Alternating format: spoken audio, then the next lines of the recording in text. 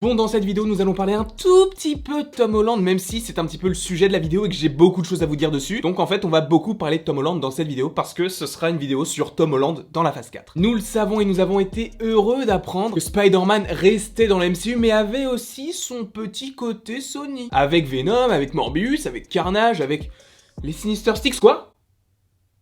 Je n'ai rien dit. En tout cas, on peut dire que Tom Holland aura du souci à se faire durant ces prochaines années avec du coup Spider-Man 3 qui sortira en 2021 et du coup avec ses possibles crossovers dans le Sony Cinematic Universe. Je le sens bien le Venom Morbius Spider-Man contre les Sinister Six. Après, évidemment, calmons-nous. Mais on va en parler parce que dans cette vidéo, je ne vais pas seulement parler de la phase 4 du Marvel Cinematic Universe, mais également de l'univers Sony avec du coup les méchants de Spider-Man qui s'allient ou s'affrontent. On verra ça plus tard dans la vidéo. Mais en tout cas donc, Tom Holland déjà dans le Marvel Cinematic Universe, donc Spider-Man dans le Marvel Cinematic Universe de la phase 4. D'après ce que l'on sait sur le potentiel contrat qui a été signé du coup avec Sony et Marvel, Tom Holland doit jouer dans Spider-Man 3 qui sortira donc en 2021, mais également dans un film de la phase 4, en plus de son propre film. C'est pourquoi on va commencer à se demander, dans quel film en fait? Parce qu'en fait on va aussi lier ça à l'univers de Sony, parce que dans les films Sony, ou plutôt dans les images qui ont fuité également dans le trailer de Morbius, ou plutôt dans les leaks qui sont sortis de Morbius, donc je vais en parler. Si tu n'as pas vu la vidéo, elle s'affiche juste ici, donc va la voir. Et si tu n'as pas envie d'être spoilé par Morbius, je t'invite tout de suite à quitter la vidéo parce que ça va contenir du gros spoil. Mais en tout cas, si vous êtes là, c'est que vous voulez être spoilé, que vous voulez avoir des petites théories sur tout ce qui va se passer par rapport à Spider-Man dans la phase 4 et dans le Sony Cinematic Universe. Je sais pas comment ils appellent ça, on va l'appeler comme ça. Mais du coup, avec les informations que l'on a par rapport au film Sony, on sait que Spider-Man est vu comme un fugitif et qu'il est recherché. Donc sachant qu'il est recherché, c'est possible qu'il ne soit plus à New York. Parce que vu que maintenant le monde sait que Peter Parker est Spider-Man et que je pense que l'information s'est un petit peu relayée, on sait que Peter Parker est un New-Yorkais. Mais donc c'est possible, pour passer plus incognito et pour mieux se cacher, c'est possible qu'il parte de New York. Ça serait plus facile pour lui, même si maintenant il est vu comme un meurtrier. C'est un super-héros qui a sauvé le monde entier, donc je pense que le fait que dorénavant Spider-Man soit recherché n'est plus forcément du domaine de New York, mais du domaine du monde. Donc le monde entier semble chercher Peter Parker. Donc il peut être absolument partout. Et c'est là où on va commencer à poser nos petits pions. Parce que s'il doit apparaître dans un film du Marvel Cinematic Universe de la phase 4, je pense que déjà Black Widow, non. Parce que c'est pas forcément le sujet du film. Il n'y aurait aucun intérêt, que ce soit pour Black Widow ou pour Spider-Man, d'avoir une connexion entre les deux. Ensuite, il y a les Éternels. Et là, ça peut être plausible. Pourquoi? Eh bien parce qu'on sait que les Éternels se cachent depuis des millions d'années. Enfin, peut-être pas autant, mais depuis très longtemps. Et sachant que Spider-Man est en cavale et qu'apparemment personne n'arrive à le retrouver, eh bien c'est possible qu'il ait trouvé la cachette des Éternels et qu'il se soit caché avec eux. Évidemment, c'est pas forcément très plausible, mais on théorise absolument sur tout, donc on n'écarte rien. Que reste-t-il comme film dans la phase 4? Il reste Shang-Chi, Doctor Strange, son propre film, et Thor Love and Thunder. Thor Love and Thunder, je pense que c'est possible que cela se passe à la fois sur Terre, mais également dans l'espace. Seulement, les trois autres films semblent se passer du coup aux États-Unis, possiblement en Chine pour Shang-Chi, mais je pense que Shang-Chi se déroulera aussi à New York. Doctor Strange, sa maison se trouve à New York, et Spider-Man 3, pour le coup, c'est un New-Yorkais, donc c'est possible qu'il ne se passe pas à New York, comme ça a été le cas pour Far From Home, mais il y a des éléments de New York. Mais bon, Spider-Man 3, on l'enlève automatiquement parce que c'est son film. Donc le plus 1 ne concerne absolument pas ce film-là. Donc il nous reste Shang-Chi et Doctor Strange. Shang-Chi, c'est possible, mais étant donné que l'on n'a pas assez d'informations sur le film, on ne sait que très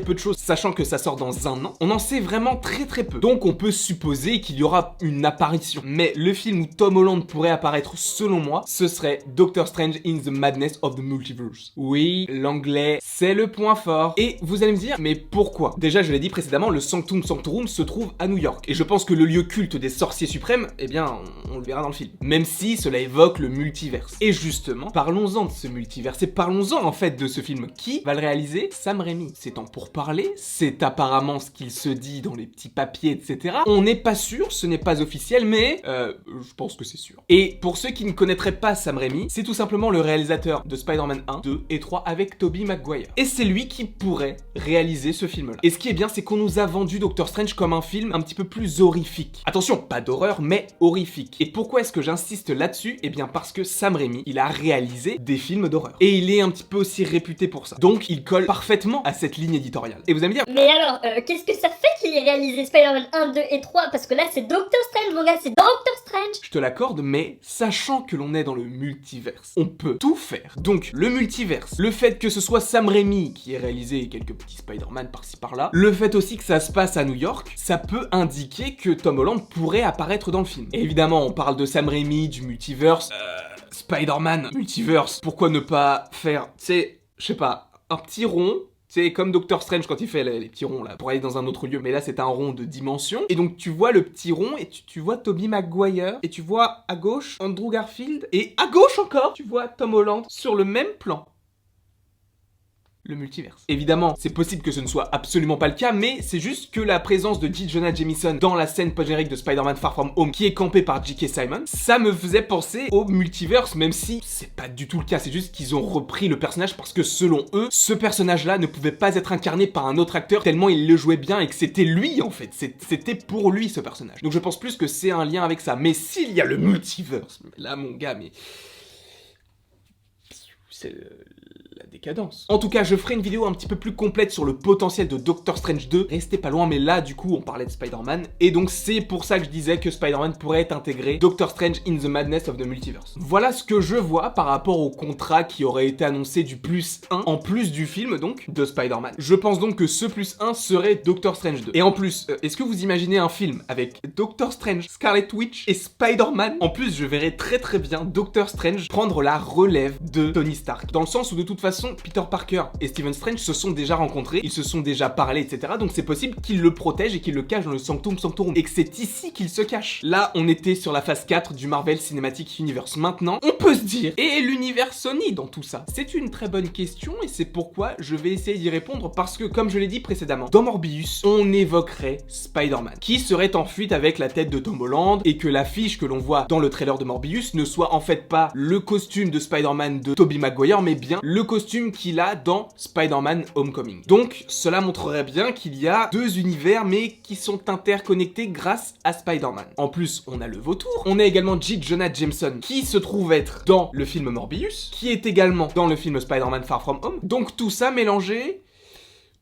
Tu sais qu'il va y avoir l'affrontement de toute façon. Et sachant que si du coup vous avez vu la vidéo sur le leak de Morbius, vous savez que le vautour est en train de préparer une petite équipe. Et qu'il a essayé d'intégrer Morbius dans son équipe, mais il a refusé. Donc, sachant que le vautour est en train de créer une équipe, qu'ils vont sûrement être 6, que oui, je sais, j'ai fait une vidéo sur le Mysterio, selon vous il n'était pas mort, selon moi il était mort, je me pose de plus en plus de questions, vous avez réussi à me retourner le cerveau, et en plus avec tout ce qui se passe autour du Sony Cinematic Universe là, j'aime pas trop ça, tu vois, j'aime pas, parce que j'ai l'impression d'avoir été bafoué. Comme je l'ai dit précédemment, Mysterio pour moi était mort. Mais avec vos commentaires, vous avez réussi à me mettre le doute. D'où le fait que je lise bien vos commentaires. Mais du coup, le doute s'est installé. En plus, avec les dernières petites informations sur Mysterio, tu peux te dire, en fait, vraiment, il est pas mort. Et que c'est comme ça que Spider-Man va vraiment passer pour un héros, parce qu'il est accusé du meurtre de Mysterio, mais si Mysterio est encore en vie, bah...